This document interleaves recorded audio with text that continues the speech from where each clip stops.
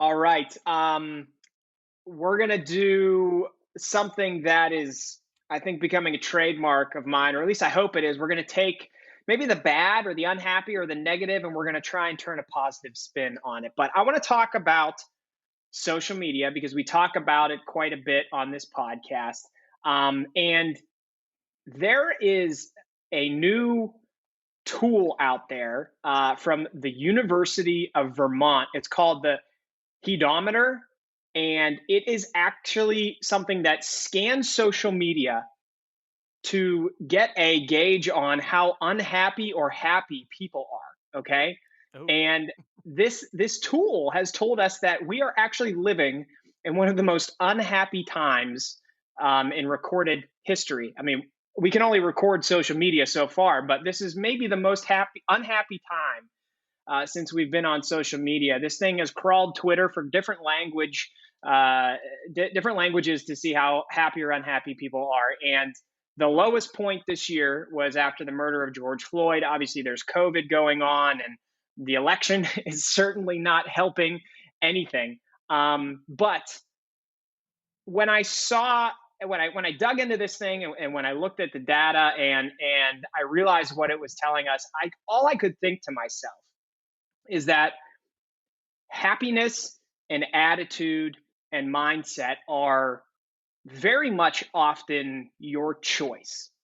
There are situations where it's unavoidable to be unhappy or pessimistic, and I understand that. But I think largely, the majority of the time, we have the ability to control our own happiness or our own attitude or mindset by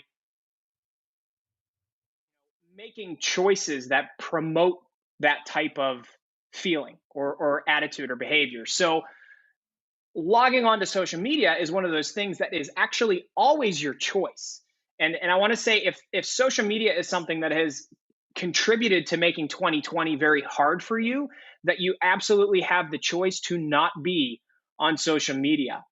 You can 100% do your best to try and create your own form of personal happiness that doesn't involve picking up your phone at all, unless maybe it's to call your family or call your friends or text them. I think we all understand that 2020 has been a pretty tough year, and it's impacted all of us in a negative way in some form or fashion.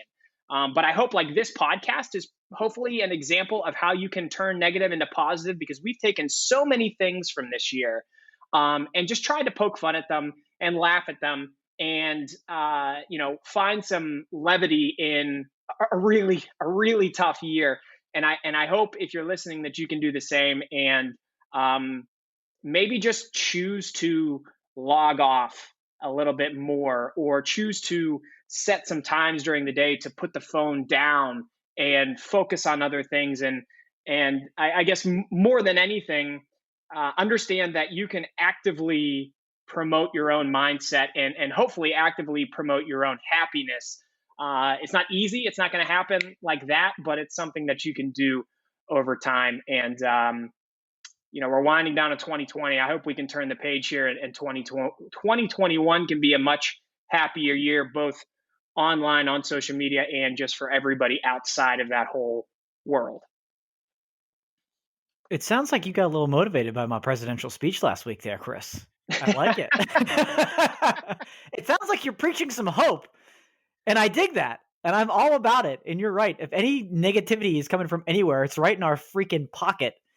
I'm all about less phone time and putting the phone down. And you made an argument a couple of weeks ago about making choices about who you follow and things like that. And I think that plays a huge role in it too, because and you may go through and get rid of a lot of the negative people, and there may only be 3 people left based on some research that you're sharing with us out there that it's so unhappy and negative right now. But yeah, I think it's time to turn the tide, and I think less screen time is going to be a big factor in trying to get more positivity, because usually when people are down and have something to sound off on, that they go for their phone.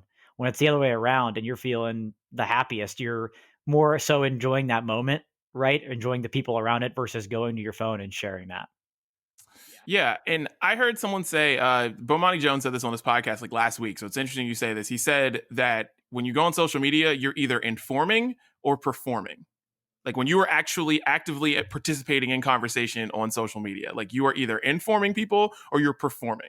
And I feel like if you are, if you are having, any kind of bout with depression or any kind of mental health going on social media, like you're most likely not going to say what is actually happening with you.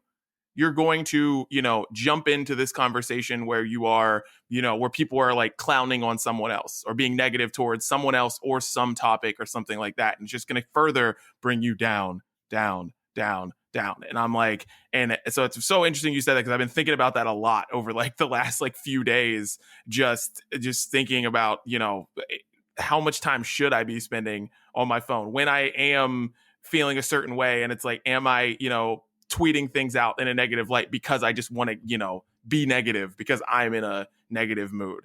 And so I don't know, I'm starting to think about my social media habits a little bit more, just like after hearing that and after, listening to what you said too. It's just like, you know, if we're a part of this generation or this time in history that's the most depressed, the most down, like I kind of want to be a part of changing that. I don't want to be a Yeah. part of keeping that going. Yeah, 100%. Like that's the other thing is that, that like Didi, you made me think that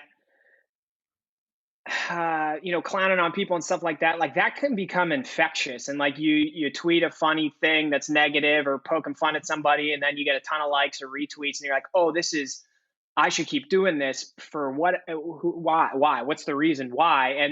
And then you just like it. Just that can just start to become your personality. And like I've had times on social media where I've just kind of had to stop and say like, I don't know if I'm happy with like the person I am on social media is not the person I am in real life or want to be in real life, and they're just not meshing well. And I found myself doing it this past weekend. Like my football team was losing, and I was tweeting out negative stuff about it. I'm like, you know what, like it feels good now, but like 20 minutes later I just want to delete the tweets. I don't feel great about it. Like there you can always put positivity out there even if you feel like you're swimming in a sea of negativity.